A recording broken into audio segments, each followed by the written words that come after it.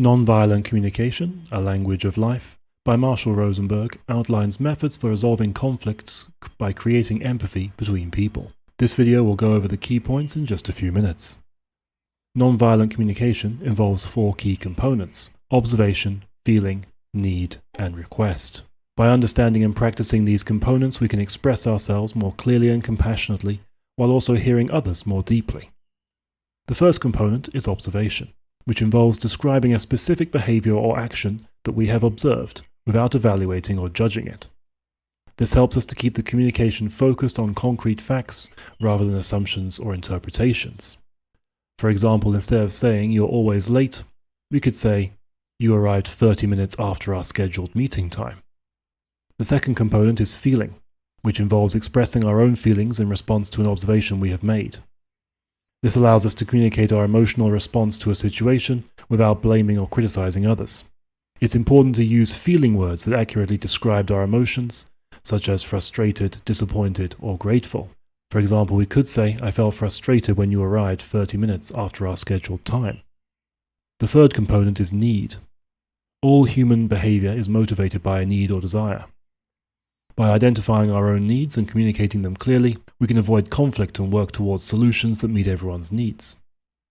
We must accurately identify the underlying need or value that is driving our feeling and avoid making demands or manipulating others. It's important to use needs language that reflects universal human needs, such as safety, respect, or contribution. For example, we could say, "I need to feel respected and valued in our meetings."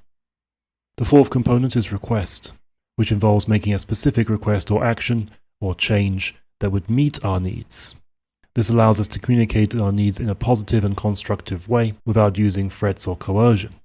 It is important to make requests that are specific, measurable, and realistic, and to be willing to negotiate and compromise to find a solution that works for everyone. For example, we could say, "Would you be willing to arrive on time to our meetings in the future?" It is at this point which the other person is now fully informed, and their emotional reaction is not your fault. If they are ready to work on the issue, then this creates the perfect starting point for you both to do so together. In addition to being able to follow this communication pattern, we must understand the needs and requests of others in order to ensure that we don't cause the problems we are trying to eliminate from our lives. The best way to do this is by practicing empathy. Understanding and sharing the feelings of another person could establish a connection between us. Empathy and active listening are great tools. Be honest and authentic in expressing your own feelings without blaming or criticizing others, and don't be judgmental. By expressing our feelings in a non-judgmental way, we can remove assumptions which harm genuine understanding and communicate more effectively.